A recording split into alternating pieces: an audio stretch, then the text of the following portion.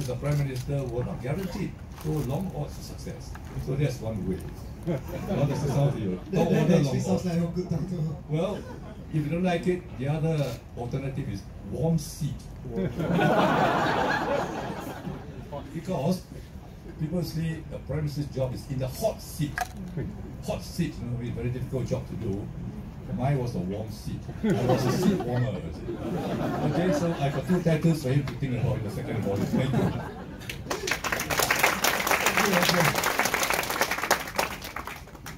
I think I can start by maybe asking the first question to SM, because the Chinese edition of this book was launched 2 months ago, and since then I have been doing quite a few media interviews, Chinese radio stations, and several of them asked me this question: did the book turn out the way I thought it would? You know, and I thought that it might be interesting for me to turn this question to you, SM. Did this book turn out the way you thought it might be? Well, it's not what I think, it's what the readers think. And unanimously, people who have read the book when they saw me, oh, I read the book, very enjoyable. So, very enjoyable, therefore, turns out the way I thought it should be.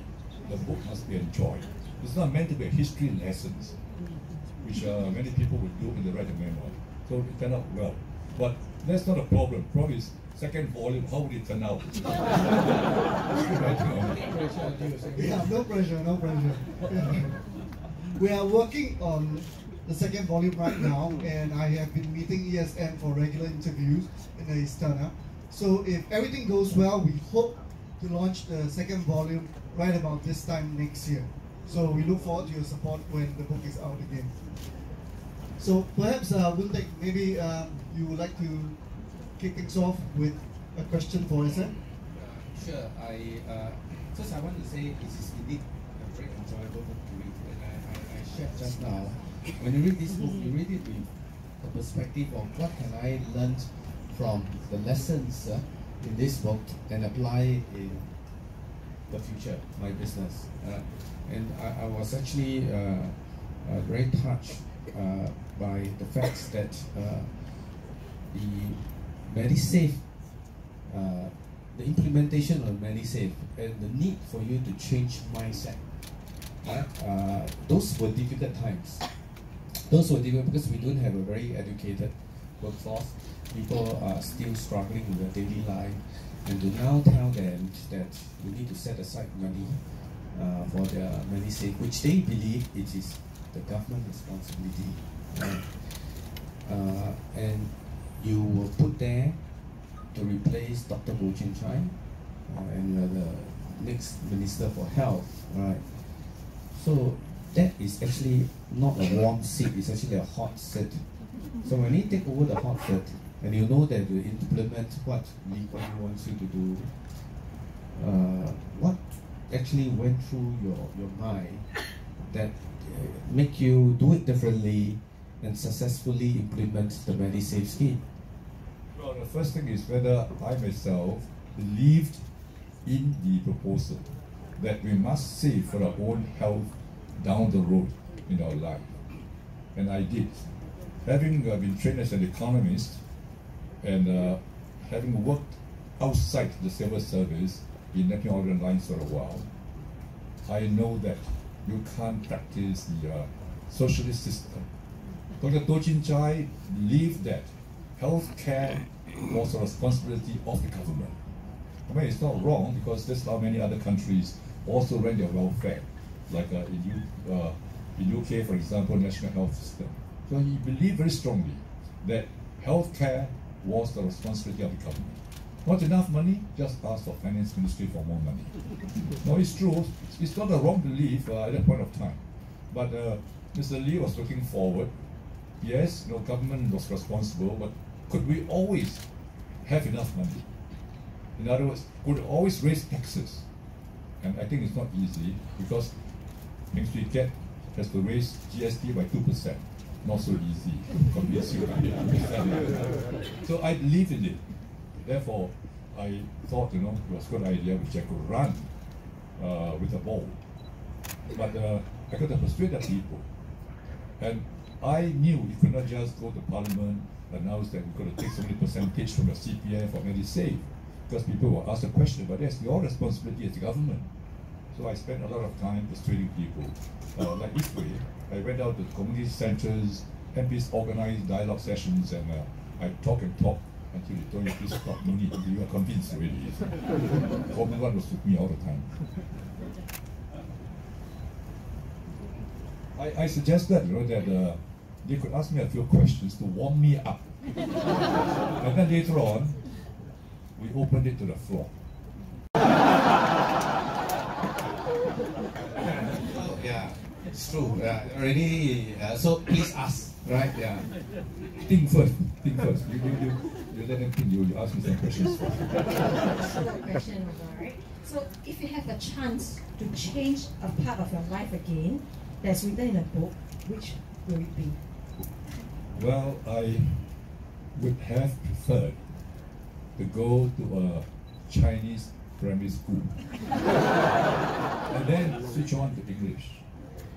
Then I will be, bilingual. And today we could have a very lively discussion in Chinese. I say this seriously because I live in Pasir Panjang. My parents sent me to a Chinese school first, Huay, a Chinese school in Pasir Panjang. But I was a young kid at 6 years old. The people in the same class as me, including my uncle, was 4 years older. And there were a few other boys who were born in a post-war, about 5 years older and so on. My parents found me struggling in the class. So when the primary school behind my house, Pasir Panjang English Primary School, opened after the war, it was a school before the war, closed, and after the war opened, my father decided to send me to that school. By then I was 8 years old for primary 1. By the time I started school quite late. So of course, I had no problem when I continued. As a result, monolingual, not bilingual. So had I studied in the Chinese school, I think I would be a different person today. I might not be where I am because my English might not be so good, I won't know. But that's the part on looking back, I regret, that I did not have a Chinese educated primary school. But I could have picked it up in secondary school. Unfortunately, most of us didn't bother about Chinese at that time. There was no Lee Kuan Yew to say bilingual policy. You don't pass back to university. So we didn't bother very much. That's a regret. Do you try to do it differently, SM, with your children and your grandchildren? No, by then bilingual policy was in store. So I made sure that my children, I had a twin boy and girl, that they could pass the Chinese. So the only subject that we arranged tuition for them was Chinese. So that the Chinese tutor would come every week just to teach them and to speak to them. So they are bilingual, but I will not say they are effectively bilingual. They pass a subject. Now, in this current state of economy, would you still think bilingual is enough? I say, do you think bilingual is enough? No, bilingual is just a language skill. It's not enough. It's a skill for you to acquire knowledge. So you got to know your science, your maths, and so on. But your bilingual ability gives you tremendous advantage. It's not just because of China doing business, but when you have two languages, it's like having two hands. Whereas now, if you're monolingual, just one hand, you are limited in ability. It's a very different perspective. And today, if you know Chinese, your understanding of China is very different. I mean, you will be able to read the Chinese literature, the newspapers, the social media, and of course you have the English, so you can make your own judgment. Instead of just following one particular medium, whether it's Western educated press or Chinese press, you have a different perspective. Much better, I think. But it's not enough to succeed in life for the general population. Unless you want to be an author like Huay, then it's okay. You just write in Chinese and English, don't worry about economics, right? Engineering, all those skills you need, not just languages alone. Yes, adding on to your point, because I'm born in 1990, which was the year that you took over the PM. You mean that young? Okay, you are young, I know, but I don't know if that young. Let me ask a question on behalf of all the youth here. So you became MD of NOL at the age of 32, so it's about 4 years after you joined NOL. So do you see the kind of opportunity or what challenges do you see that the current youth will have? It's very different opportunities. I would say the current young people like you will have more opportunities like my generation. At that time, there were very few private companies which you could go into. So our good fortune was the government was starting companies, and the government led people to go into those companies. So Dalabalan became president of DBS probably at about 35, 36. An important personality there at a younger age.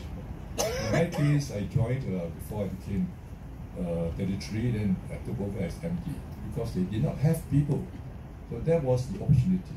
But how many companies could the government start? SIA, which was actually after the Malaysian-Singapore Airlines split, so younger people in charge. What else could they do? A few other companies, like Jurong, Shipyard and all that, but very few opportunities. Today's opportunities for you, young people, is don't look towards the government to give you a company to run. Think in terms of starting your own company. So startups are very many. Or go to China, not startup, but just do business. You learn very quickly and then you can invest in China and you can succeed. So I think today the world is open to you. In my time, it's only a few Singapore companies open to us. I could not go to the private sector. No connection, 没有关系的. So you don't know who. So it's a very, very different world. I think today's world is actually better for young people. But SM, you may not have connections, but when you were with NOL, you had many connections in the maritime industry, in the maritime world. Were you tempted at any point to, well, move over to one of these big shipping companies based out of Hong Kong or other places? No. I think went to NOL, you did it as, in a sense, national service, because it's a national shipping line. You work for the company, they didn't pay you very well, but you felt the satisfaction that you were doing something for your country. Had I joined other shipping companies, it is just for profit, for a good pay and so on. Not quite the same. The passion which you have for running the company will not be the same. But you know, I said, there's one connection. You actually was offered a job in Shell, right? And when Dr. Goh Chok go and tell Shell not to take you,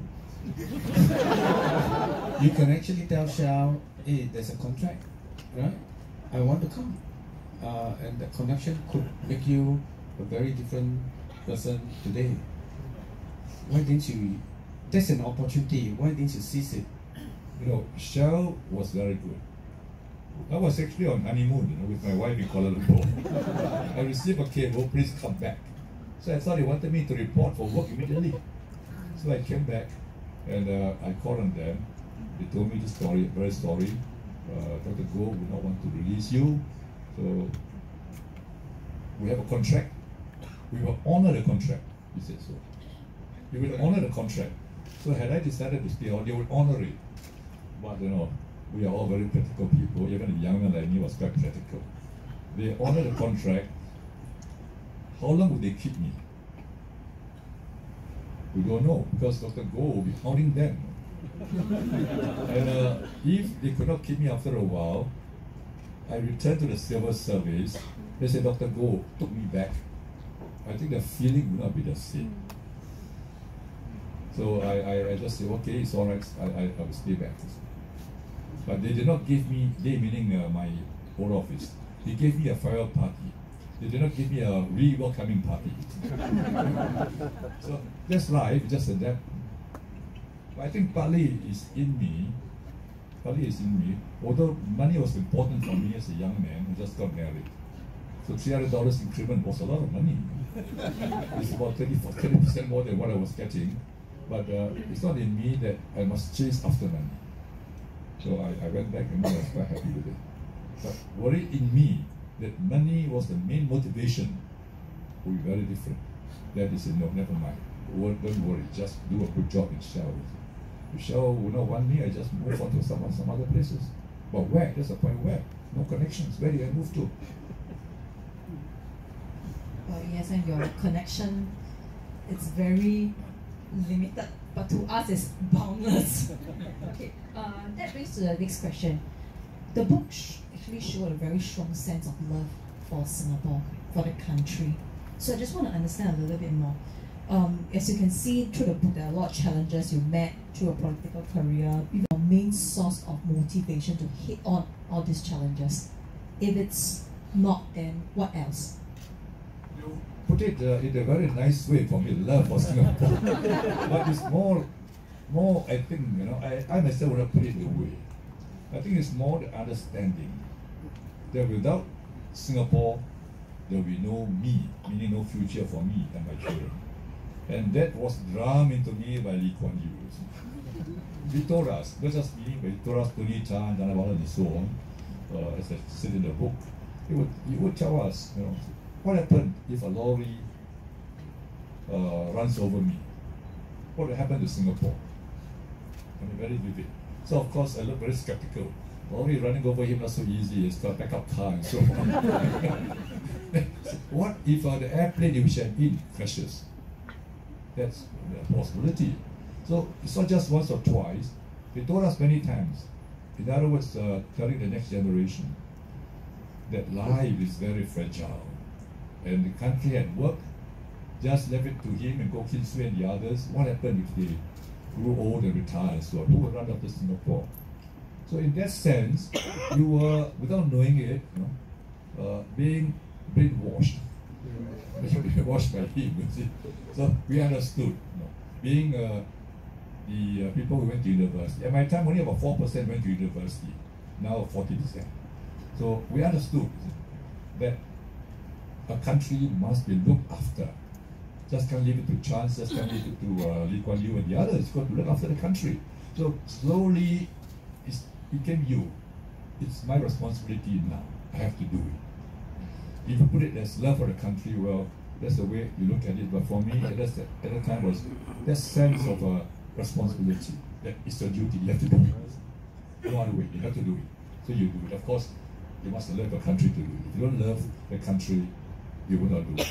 But the main motivation is not love the country. It's sense of responsibility, sense of duty. You have to do it. SM, as most of us here are business owners, SME. During this period of transformation and uncertainty period, what advice can you give to us? You know, if you ask a consultant for advice, it's at least $10,000.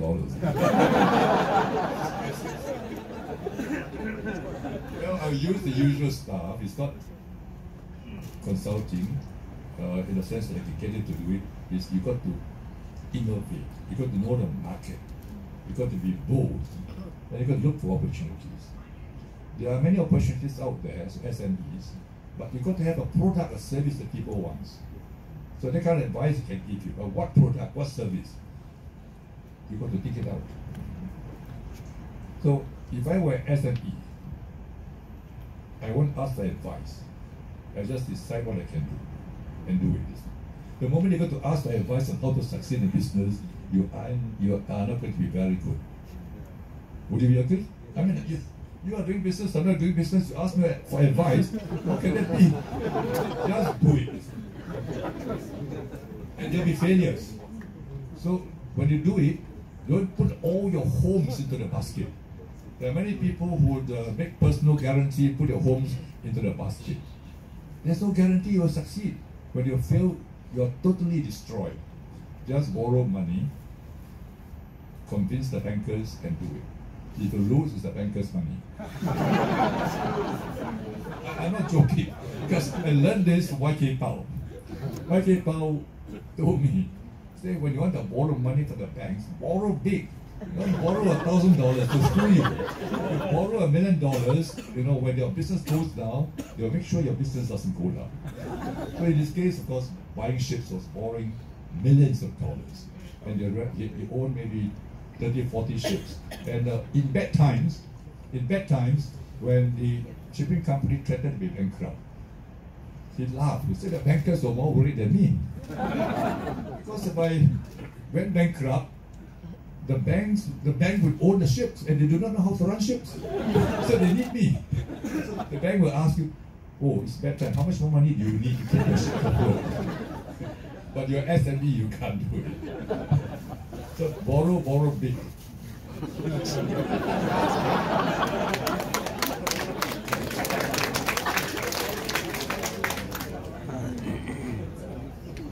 Then maybe I'll ask the next one.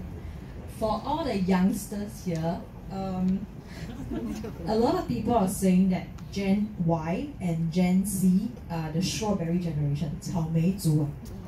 So, and we are going to be the next generation of leaders, maybe the 6th or the 7th generation of leaders of Singapore.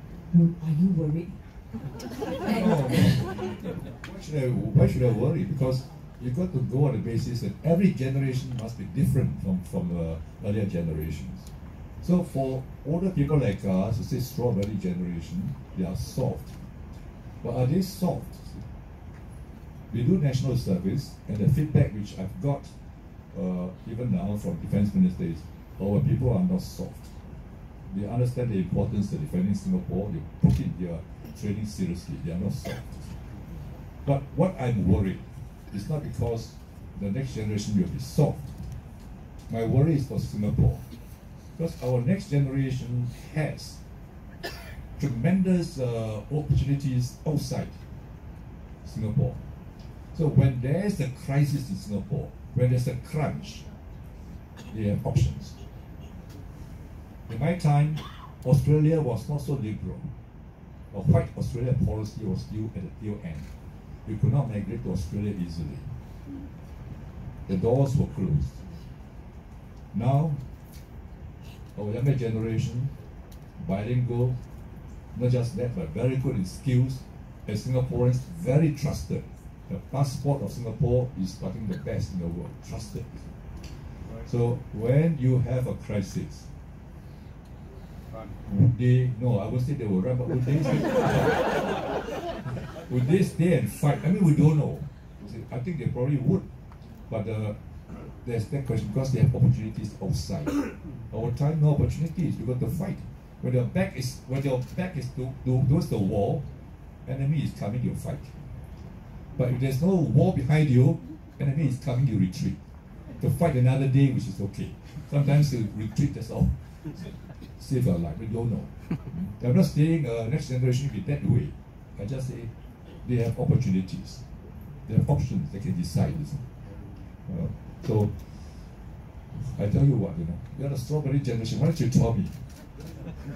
Both of you, what would you do if you face a crisis?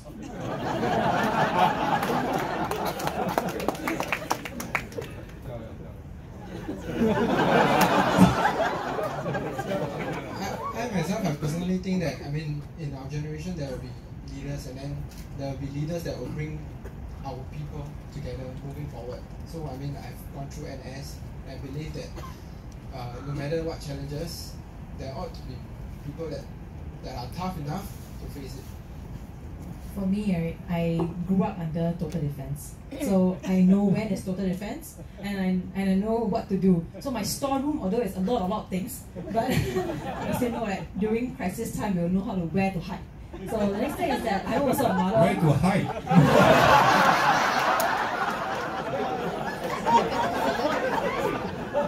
No, during a bomb raid, right? You know where to hide first, and after that you'll take the gun out and fight, right?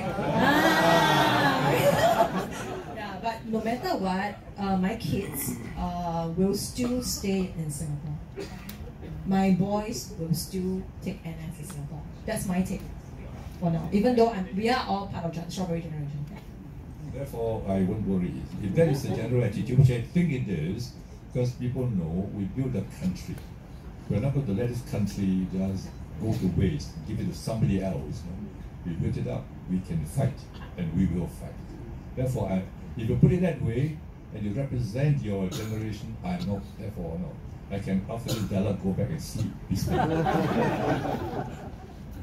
One to supplement, right? If there is one word of advice for this strawberry generation, it's gonna be the 6 or 7 leaders of Singapore.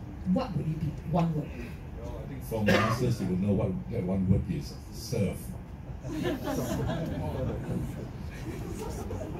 You don't seem to be very impressed by my answer. I think maybe it's time for us to open it up to the floor. So if you have a question, please put up your hands and maybe right over here in red. And can someone please pass the mic over? Thank you. Thank you. Ideology, you must have it. So if that ideology which you have doesn't work in the context of environment of real events, you got to be pragmatic. So I exercise pragmatism. I would have gone to Shell had Dr. Goh not stopped it. My life might be different, but I was pragmatic. That Shell had a pioneer certificate from a finance minister, a finance ministry.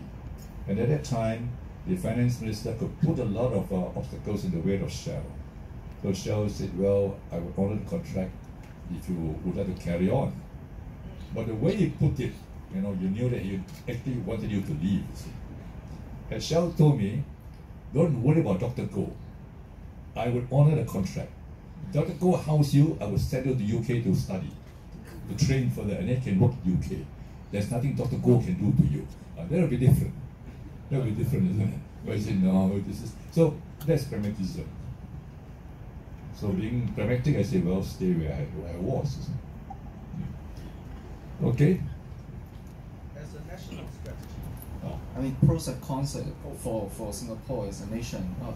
As the national strategy. And in my view, when you put more emphasis on pragmatism, you will have less emphasis on ideology. Of course, pragmatism is not ideology, it's a strategy. Thank you. You see, you got to have idealism. When I say pragmatism, I am not saying you should not have any ideals. You must have ideals. You must have imagination. This is what I want my life to be. This is what I want Singapore to be. Idealistic. Painted by older generation or by younger generation. Does not matter. You must have ideals. And then you have to decide whether those ideals could be implemented. You try to implement them. If they can't, then you adjust. In other words, as you daydream, as they all should do, you must daydream, but you must have your feet firmly planted on the ground. That's pragmatism. If you daydream and your feet are not on the ground, you are in the clouds all the time, you won't succeed in life. So daydream with your feet on the ground. That's pragmatism. That's my definition. Thank you. Okay, the next question, feel free to ask, there's a hand up all the way in the back. Feel free to ask in Mandarin, and since we're in Chui, Teochew or Hokkien as well. Mr. Goh, I'm from the Merdeka generation, and in 1980, I was around, I was not even 30 yet. So, but I was at a shock, you know, when Mr. Lee Kuan Yew talked for many nights, I remember, on television about how bad was Nanta and why, and he want it shut down. You know, he tried to tell the whole Singapore how bad was Nanta. I know Nanta, yeah, finish. Let's close it down. And I mean, what I'm trying to say now is, maybe this hindsight now. If Nanta still exists today, it will be a very valuable asset to Singapore because it's the first overseas Chinese universities. But I mean, if you are the Prime Minister at that time in 1980, would you be doing the same thing? Would you think that Nanda is finished? And then another question actually was, should we start another Chinese language university in Singapore today? I got an answer before at in another forum, and that was it's difficult now because we do not have Chinese language students among us. And it will take time for the universities to get the students to join it. But Who gave you the answer? well, that was I attended this Zhongxiang Huay the forum. So they are also talking about culture. We are losing our Thai language. Was the answer given by a minister? No. He's not a minister, but he's a professor, I think. But he said it's difficult because he said we do not have the students, and it will take time. It's difficult now to do it, but should we do it? Okay, you have two questions. First, if I were Prime Minister, would I do things differently? If I were Prime Minister, I had the personality of Lee Kuan Yew, I would do the same as he did. So, on looking back, was he right? I think that's what you meant. Was he right in closing down Nanta? By 1980, I was already in cabinet. So I knew a little of his thinking. His concern was not closing down Nanta because it was a Chinese university. That was not his concern, because that would be wrong totally. His concern was the deteriorating standard of university education in Nanta. In other words, Nanta started off very well, but by 1980 the standard had gone down, and it was a very emotional thing for him. So he was trying to bring it under NUS so that the two could be integrated and the standard could be raised. Of course, by doing that, you're actually pushing down further this Chinese university education. So that's the history. So would I do it differently? Of course, when you look back, if you see the future, you might do it differently. No, because you say, oh, China is going to rise. I better save Nanta. How? I may open it to other foreign students. Where? The Malaysians were already coming. Then you've got to pay more to get good professors to come. That's different, see, because they were not able to pay the professors well. I could have made it into a national university funded by the state because China was going to rise. And it will be so important. See. So, on hindsight, one could, of course, say many things to do things differently. But at that point of time, if you ask many people, Chinese educated, I do not know, you ask many others, where would China be in the year 2019? At that time, many people would say, I think they'll go nowhere. So it's very different. So the answer is, even Lee Kuan Yew, don't talk about me, Lee Kuan Yew, today with hindsight, would he have done things differently? I believe he would do things differently because of the importance of Chinese. Then you would treat it differently. You put money into the university to sort it out. But Nanta was founded as a private university at the time. Not much support from the government. Okay, so again, being pragmatic. Do you cry? I know you cried, but no, we are all practical. Say, okay, move on. And many Nanta people I knew, they say, let's move on. No point crying over episode where they felt very emotional about it. When I visited Nanta, I think by then I was probably PM, it's just for a function. Oh no, sorry, I have to tell another story. Before we started NTU, Nanyang Technological University, we were trying to preserve the name Nanyang University. So that's very important, because to preserve it for the connection that NU, Nanyang University, was for them and for Singapore. So say, but this university was going to be a technological university. So the word technology must be there. Just calling it Nanyang University would not have that attraction for the new students, which is technology. So we turn around or playing around with the name. How should we call it? The obvious name is Nanyang University of Technology. That would sound very good. Nanyang University of Technology. Until we put it in acronym NUT, say that's not very good. So all the graduates are not graduates. So we cannot do it. Then you say, okay, how about Technological University? No, yeah, Technological University of Nanyang. Put it the other way down. Then Tun. Tun. No, you are very Tun, it's not so good. Hokkien, clumsy, and so on. And also, Tun, good name in our country up north, then they will be very angry with us because every graduate of Nanyang is a Tun. We couldn't do it. And we came up with this very difficult acronym, NTU. Even to pronounce in English is difficult. Nanyang Technological University. So it's not that we do not understand the importance of Nanyang University. We tried. Compromise of Nanyang Technological University. So when I went to Nanyang later on, one of the alumni functions, they asked me the question, would you rename it Nanyang University? I was okay with it. Drop the word technology, just call it university. But the graduates of Nanyang Technological University objected. So we are graduates of NTU, not NU. So very confusing. And MOE advised against it. I actually asked MOE to consider. The faculties of Nanyang Technological University also objected, because NTU to NU gave it a very different coloration and interpretation. So it's not that we did not understand the emotions of Chinese education and Nanyang University. So pragmatism, that's one illustration of pragmatism, how we move forward.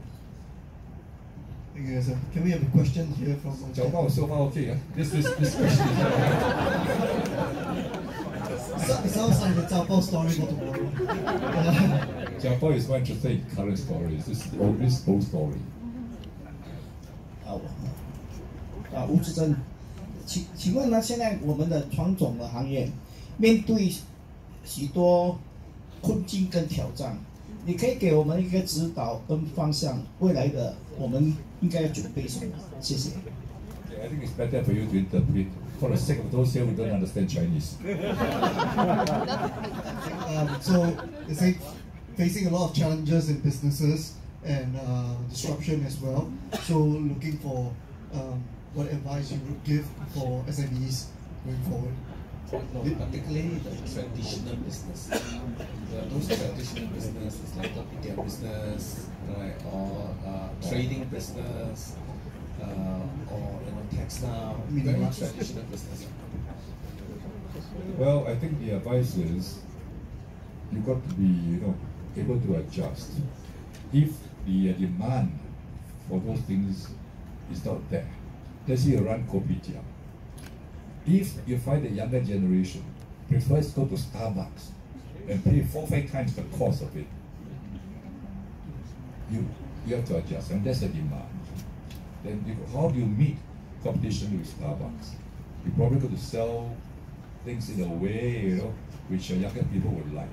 The younger people go to Starbucks, and so it's not to drink coffee, it's to socialize. And they walk around with a cup of Starbucks and feel very good. Starbucks coffee, I can afford it. I can afford it. You can't, I can afford it. So kopitiam, you have to change the style. Just give an example. Repackage it, make it a bit more upper to meet the needs of the younger generations. But why do you need to do it? You can say there's a group of older generation Singaporeans who cannot afford Starbucks. I make my coffee as good, in terms of taste, even better as Starbucks, but I cater to the older market. That's one example. Other traditional like textiles. Again, you got to be realistic. We used to have textile industries in Singapore because we were operating under a quota system. Every country, developing country, was given a quota by European Union, by the US. So because we got a quota, we made use of the quota to manufacture textiles and sell to Europe and sell to US. But we didn't have local companies. We brought in Hong Kong and Taiwanese companies to do textiles over here. Then we sold. But textiles, after a while, Vietnam and the other places were cheaper than EU. And EU removed the quota system. What do we do? For a while, the companies moved to the garments. That means you make garments, you make clothes. Fashionable clothes designed by foreigners, we just make them. Then over time, we are not competitive. China, Vietnam, India, Bangladesh became more competitive in making garments. So we have to let their garments go. But what do? these companies, they relocated their factories in Singapore to Myanmar, Cambodia, and other places where costs are cheaper. So for your traditional business, if you find that that business is not going to be profitable, just move on, do something else, create something for yourself. You can see it's very traditional, people like it, there's no demand. Economics is a matter of supply and demand. Demand is there, there'll be people who supply. There's no demand, the supply, no point, you have to change it. But there are instances where you can create the supply, people want it. This is like your Facebook, Google's, and today's industries, economy. You create something, people want it. So the advice is create, is it? Okay. Well, your English is very good, your understanding. Thank you. A question maybe. Even if he was Chinese, he didn't quite interpret right, so you got to help him. I got 90%. Give me. No, it's not easy to follow because it's different. Thank you very much. Thank you. Yeah, the lady in the middle over here. Yeah, in white. Can we pass the mic to her, please?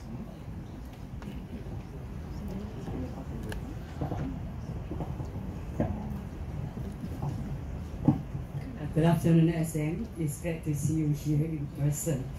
You were saying just now, going to China to do business, probably, a lot of businessmen has to think about that. Now, with the raising up of China, they call themselves as the Chinese model that contribute to the success of China being today. We would say number one or number two.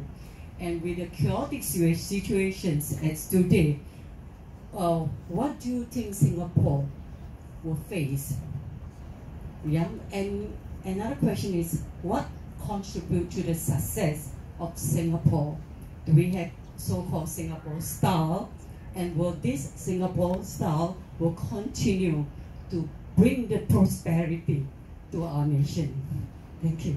Well, I think the second question is very important. There is such a thing called Singapore style of doing business. There is. And that Singapore style is, we must be trusted by people. So when we go to China, especially our accountants and financial officers, they are trusted because that's our upbringing.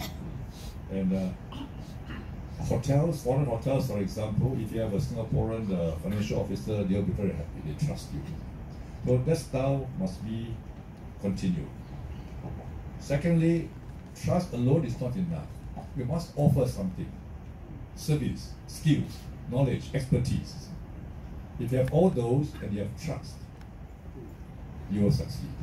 And financial sector, for example, we, long ago, when we started our financial sector, we followed the Switzerland example.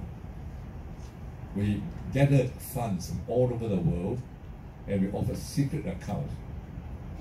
Secret accounts, so means you can put money here, no questions be asked. Nobody can ask you any questions for information regarding the account. But that model would not be possible today. Because the world will move towards a more transparent system. Because people were avoiding taxes. And worse, terrorism money laundering, all kind of money coming in. Not to Singapore, but to many other places that operated their system. So we changed our model. That would not be practical. We don't need it. We needed it long ago, but today, no, that's not the way to do business. The world won't allow you. So we move on to a financial center of trust. In Singapore, regulations are there. They'll be fairly implemented. So that trust, I think, is important. So trust plus expertise. Expertise, we do not have enough. Acquire expertise. Open ourselves to foreigners, foreign banks, IT, fintech. So we have all kinds of ways to get them to come over here and anchor them over here. So there is a Singapore way of doing things. On the first question, it's going to be more challenging if this rivalry between US and China becomes heated up. What do we do as a country? You cannot take sides because both sides are very important to Singapore's future. as an economy, as a friend, as a place for investments. Most countries are very important.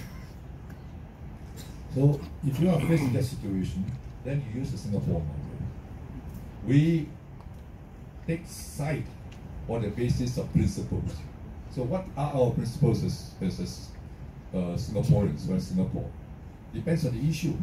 So whatever issues you debate over that, is this is my principle, I take this position. Sometimes you'll be closer to the Chinese position, sometimes it's closer to the US position, but we are not taking sides, we are taking sides on a set of principles. So that's very important, that people know where you're coming from. If you try just to, to be playing big parts in the world, and the world is big enough for both countries to play their respective roles. And better if they were to compete and cooperate. They compete where they should and they cooperate where they could. It will be a better world in that sense.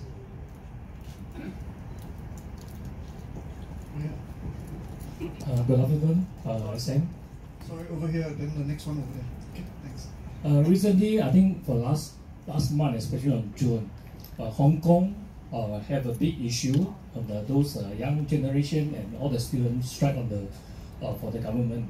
So I just want to see from SM Goh, your opinion on what government, Singapore government, we can learn from this incident. And second is also the EVA airline have a very serious strike on history. So what SQ, SIA, we can learn from all these incidents? Well, I think we can learn a lot from these incidents, but since they involve Hong Kong, our good friend, and Taiwan, our good friend, I think it's better that SIA, I'll tell them to learn from the incident, I'll tell MFA to learn from the Hong Kong incident. And I will not let you learn what my answers will give you on what we think.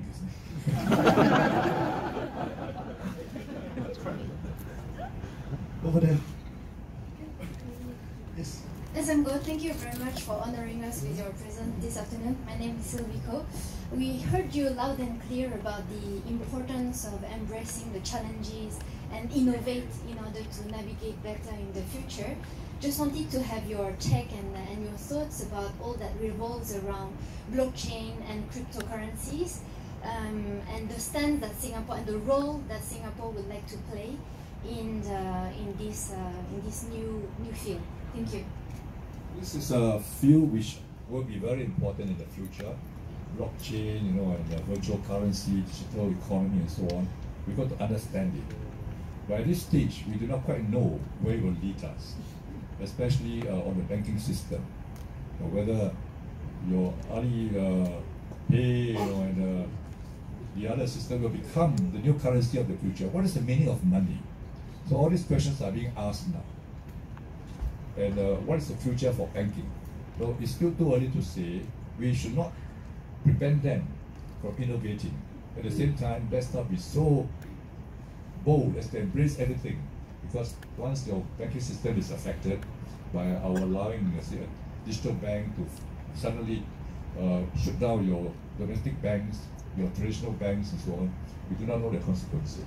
So the view that we have will be, watch this, study this, see how where it's going, and of course, hopefully, you can anticipate, you can take decisions before others can take before you. Then you are ahead. So how to be ahead of the curve? That's what we are looking at. We've got to monitor this, but don't be too reckless by just moving too quickly on this. But there's a future. Maybe, I don't think everybody knows what is blockchain. You want to explain to the audience here what is blockchain? You got book, no, but not all are book readers over here. No, okay, yeah. So you know, but it's a new technology. You got to know what it is. Some kind of a distributor technology and so on. I'm okay for questions, but I want to test my three old colleagues over here. They listen attentively. My question is a simple one. Have you read the book? No order. Okay, all three have read the book. Have you read the Chinese edition? No, is it? I read your book, the English one, in one day. Okay, and the Chinese, have you read the Chinese book? Chinese I book. find the difficult one to read, and it's very excellent translation. No, that is Chinese very. Okay, Chinese book you read in 2 days. No, Chinese book I see. but the English one I take 1 day to finish it. So But you are now reading the Chinese. yeah, And the translation I heard is very good. Excellent. Okay, is the translator here? No, what I was told is very good. But, yeah, You read it. She was experienced enough, and she was with us on the Goh Chok Tong Memoir. Oh, she was Yes. good. And Pei, have you read it? I think he has no choice. I like these books, the Chinese books. Chinese, Yeah. the Chinese, but you read the English. English, yes. English. This question is a bit sensitive. When I read the English version, I need to read a long time. Okay, but a bit sensitive. You read the draft before I did. No, he didn't. Did you read the draft of the books before I read the draft? What a son. Normally I would clear with my father first. No, I have read the English one, but not the Chinese version. Not yet. Not yet. Have you bought a copy? I have not. It's available. Yeah, it's available. Yeah. You know, you got to buy the book, otherwise people will say, I read the book, but I never. $23 only. And I bought many books and gave to my friends. Okay. And, Thank you very much, Mr. Singh. Yeah, really. And I also bought a book for my mother, who is your fan. Reason not because you're go, she's also go. And she asked me to ask you one question. This picture doesn't look like you're 4-year-old. How old would that be? You said you are 4-year-old. Yeah, I think so. But she said cannot be 4-year-old. Oh. At least 6 or 7. Yeah. 6 or 7, so chubby. But I saw the photograph, and at the back, you know, there was something scribbled at 4 years old. But that's the only photograph I had. And I did not have a younger one. I did not have 6, 7 years old. I did not have. At that time, where do you own cameras? This was taken in the studio, I think. Well, your mother would be slightly older than me. 88. 88, much older than. So she will know. We have time for maybe 2 more questions. So anyone, maybe especially those at the back, if you haven't had an opportunity, just put out your hands and we'll pass the mic over to you. There's one closer to the front here. Maybe you can give to this lady, the 3rd row. Then I think after that, I want to get a sense of the SMEs here. So if 2 or 3 of them, not asking questions, just tell me what are they doing as SMEs. You know, otherwise SMEs is small and medium-sized enterprises. What are they? What do they do? What are the traditional things which are doing? I get a better sense of the people who are here today. So ask questions, then you'll tell me. So sorry, so I won't be going into SME No, it's question. okay. More from the perspective of a mother. Oh. Yeah. So maybe 2 questions. SM. First, maybe to share with us snippets of incidents between you and Mr. Lee Kuan Yew. Any of those days when you guys were, colleagues, and any light-hearted incidents to share with all of us. And the next question is, as a mother whose son is actually from the same alma mater as you, he's now at a cross junction where serving army and making decision what to do next. Mr. Heng Swee Keat has previously shared with us that STEM is one area that many of the youngsters are not going after nowadays. What is that as? STEM. Oh, STEM. Yeah.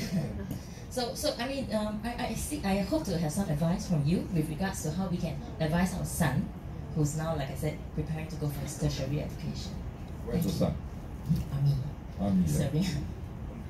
Thank you. Well, I think for that question, you have to look into the future. What would the world be like? Where would the demand for skills? And what can you do to fit into that world? But first, you have to pursue your own interests. What are you good in? What are you interested in? Let's say you are the type, who would like to imagine things, to go for humanities, literature, history, and so on, because you love that kind of subjects. You're good in them.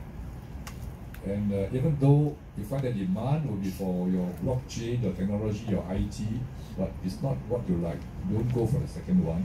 Even though the demand for that is greater, you are going to be miserable in your life. Or put it the other way. If your parents say, look, be a doctor, make a lot of money, very good profession, but it's not your real interest, don't go for that.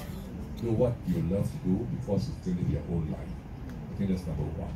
But if you are quite flexible, I myself, on looking back, I mean, I love the humanities part. I probably would choose in university a science-based syllabus, because those are founded on very concrete stuff. You can do science, then you be an engineer.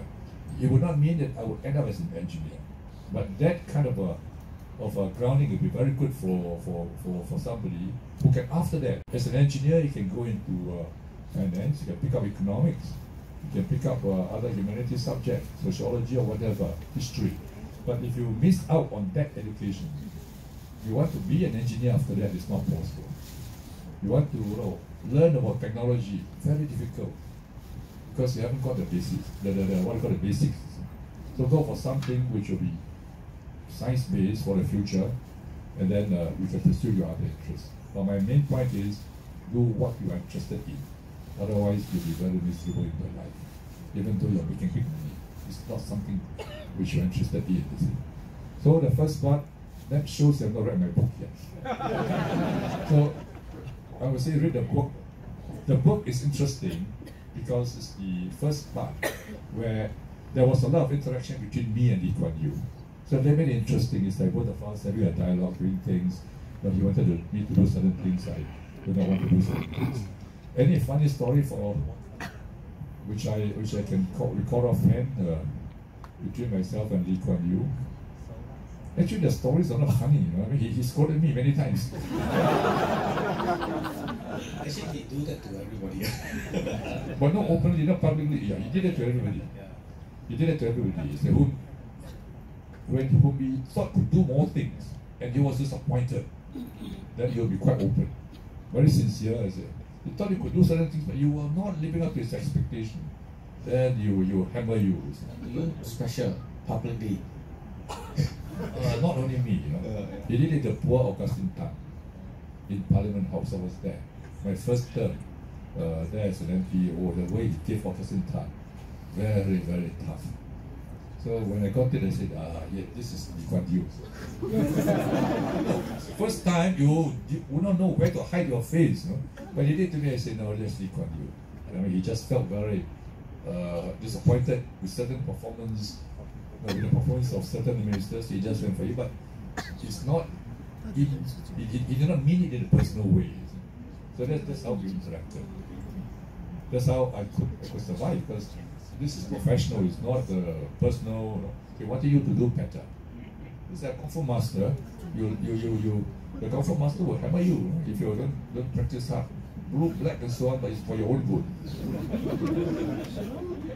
Okay. Okay, let me just give you a flavor of the entrepreneurs that we have. We got Jing Mei, Adonis Ai Mei, remember? Someone that sells the cosmetic skincare brand. Yeah, Adonis. There's a song. But imported, or she concocted her own cosmetic? No, all local. All local. Yeah. Local ingredient. Local ingredient, yeah. So you put some durian flavor. No, but she has moved on to do wellness for women, right? Okay, please tell me. I'm sorry, former PM and SM. I think I am under your leadership. All right, I love you as usual, and today I'm very happy and surprised that the whole environment is very relaxed. It's not what I thought. In fact, before I came, I read your book. I love Seng Hui's book. First one is Philip. Is it my book or his book? It's written by him. See, I love your book. Do you love my book or do his book? Both of you, in fact. Okay, I put many marking in my book. In fact, I have a lot of questions to ask. But today, looking at all the questions, I go along with that. just now, because I come from SME, you asked a question.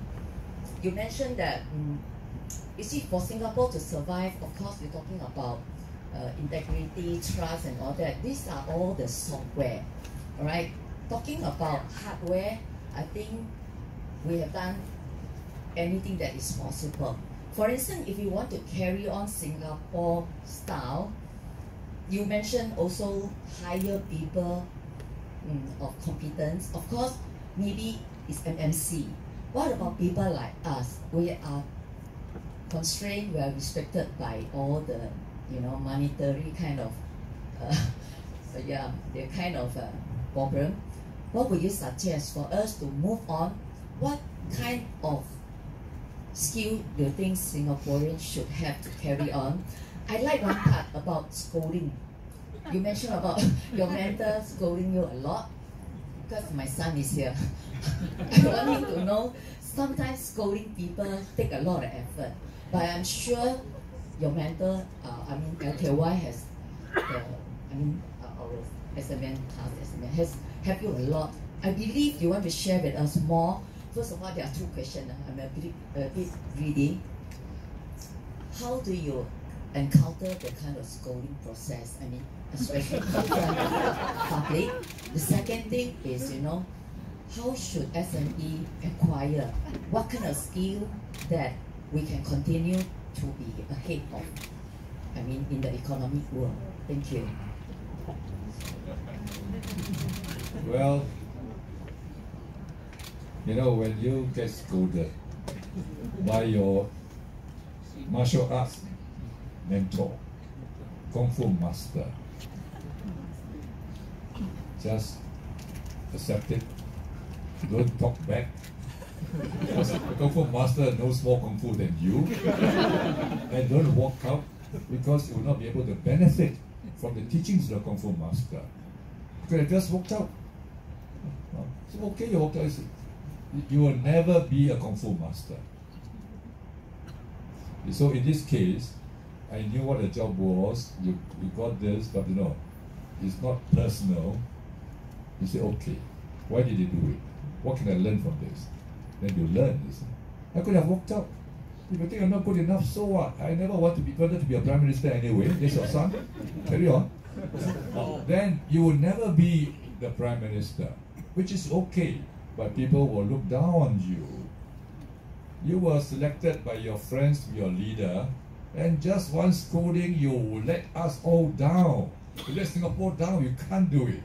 Because the scolding was meant to do you good. So what do I do? How do I react? I just borrow his word. I look very wooden, just become very wooden. That's all. What can you do? That's a purpose. So you carry on. Then advice again for SMU. Again, coming to tourists, you are in business more than I do. I can only offer general advice, but you got to look for something. You have got a good product. Then you got to ask yourself, will there be competitors? How do I improve? So when I talk about durian flavor, I'm not joking. Because now when you go outside, there are many things with durian flavor. And there's a Singaporean who went to Taiwan to produce durian flavored biscuits. And you see, it's all durian. Not for your cosmetic. It's all durian. It's quite expensive. One box, I think, about $40. I said, my God, I'm not going to pay that amount of money. But he gave me one to try. It's like your crispy biscuits. So he tried many times to capture that original durian flavor. And he told me this is Marshall Wang's flavor. So you can do that. So people are experimenting. I'm not sure at that price he will succeed. But he was thinking of the Chinese market, the Taiwanese market, where you can't easily export your fresh durians. And it's for homesick Singaporeans, so why not mind buying, just for the durian flavor. So in your case, do some research. You may discover that durians contain special nutrients that will make your skin glow. You never know, isn't it? When you do research, you follow. That's how people do it. And more importantly, it may make you so attractive. Smells like durian. But be careful, durians either attract or repel. Because in some cases, a durian flavor attracts many people. In other cases, people don't like it. So this is what I meant is experiment with all this, which I think you are doing. What is the main ingredient of your cosmetic? Aromatherapy. A mixture of your oil and so on. But you won't tell us what is the main oil you put in. Yeah, so you experiment and you discover that combination. People like it, but it may be a fad. After a while, you get to discover new things all the time. We also have micro SME like Jing Chuan, who does a house of planner. Let me sell diaries. Kenny, all these diary books, and he has transformed his business too. I'm interested because diaries are outdated nowadays. Nowadays everything is in your notebook and stuff. 人类都之胜吴作栋。等一下你们要翻译一下比较好。其实这本书呢，对中小企业有一个很特别的作用，因为我们的吴作栋他是从李光耀接手过来的。 然后他又交给李显龙，这个过程在所有的中小企业里面都面对的问题。很多人他要接棒的时候很痛苦，他要交棒的时候很痛苦。吴作栋他就是最痛苦的一个人，但是他把他的痛苦全部很真诚的写在这本书里面。 我们看人家的自传，我们最怕人家讲假话，但是这本书里面，吴作栋讲的是真话，因为他还在。所以对中小企业，你们要怎么交班，要怎么 handover 啊，怎么交棒，怎么接棒，怎么交棒，这本书中小企业的人一定要买。你们买了之后，吴作栋的答案全部都在里面。 我感谢总理前总理吴作栋，你们要翻译一下嘞。这个不需要，不需要。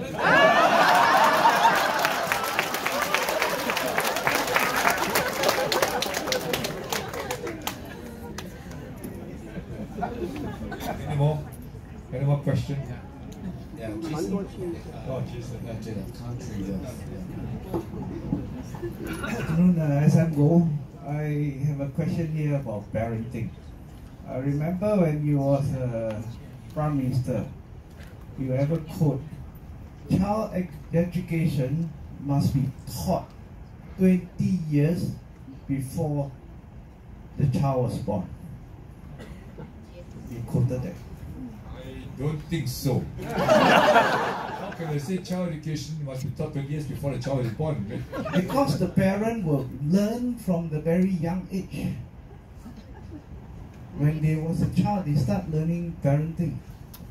I try to get on. I don't remember that. I cannot be so good, you know. In my research, I've never come across that. Okay. So let's say it's true. What's the point? Do you think that this parent it's very important for us to how we teach our children the values, how you educate our children? A lot of people say that child got no problem. It's the parent that how they are being brought up to. So my question is, in your view, during your days as a Prime Minister, the parents compared to today's parents, are the parents doing a better job today?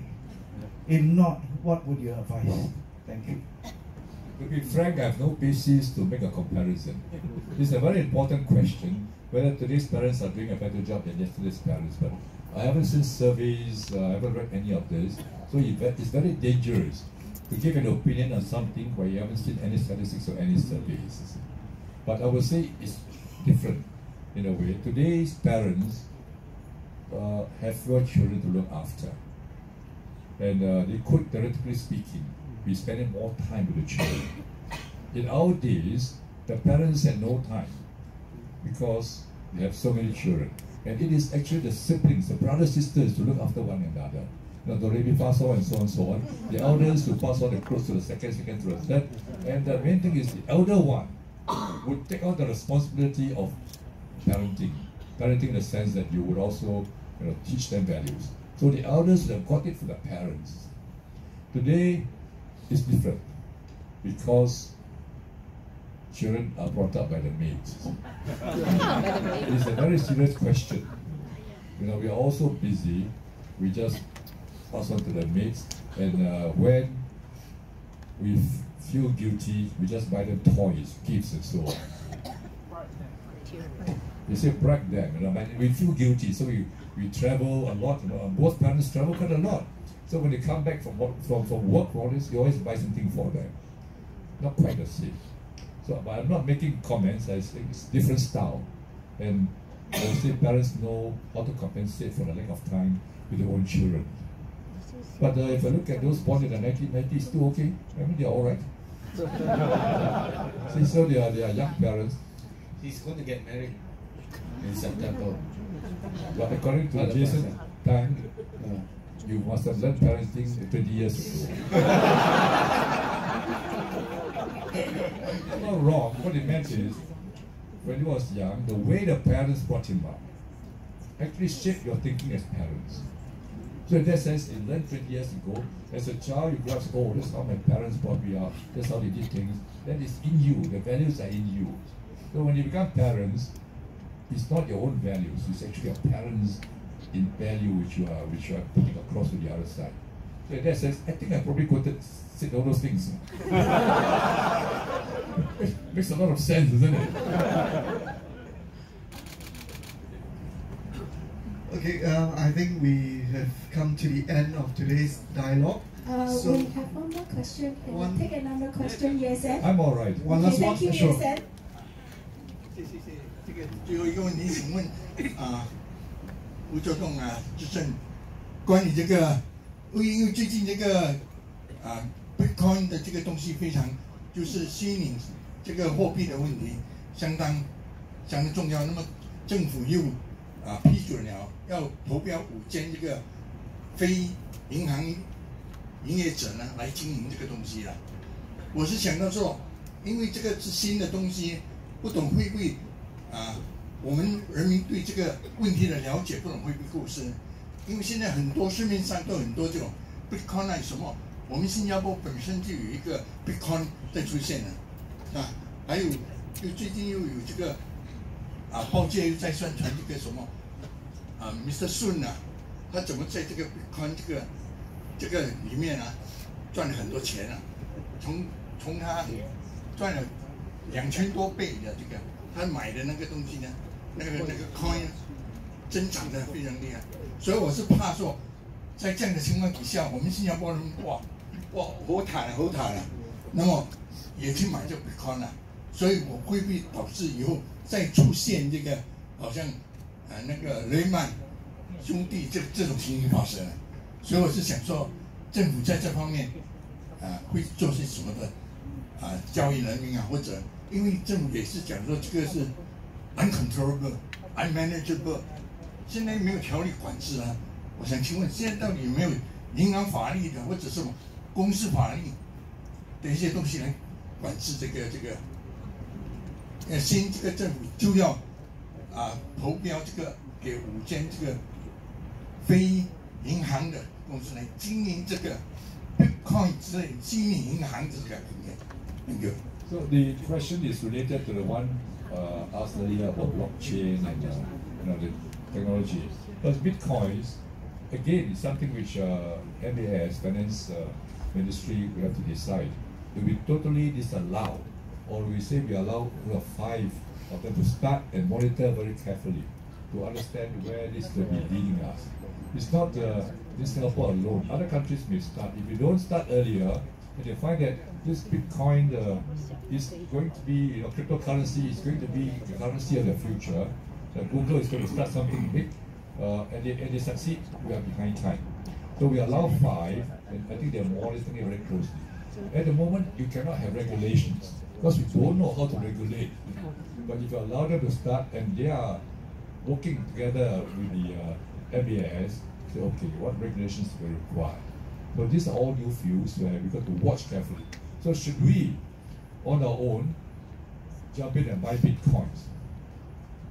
again, it depends on each one of us. But in life, you are greedy, you'll never benefit. Say, oh, 300 times, why?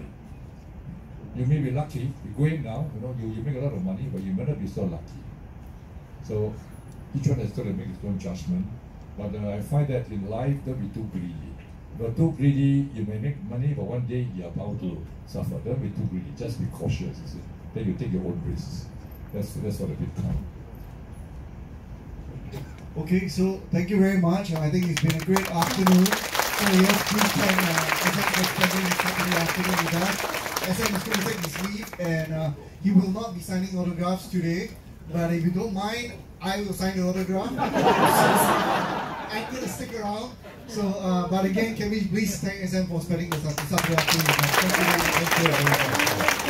Yes, there's a request that since today is such a special day that you are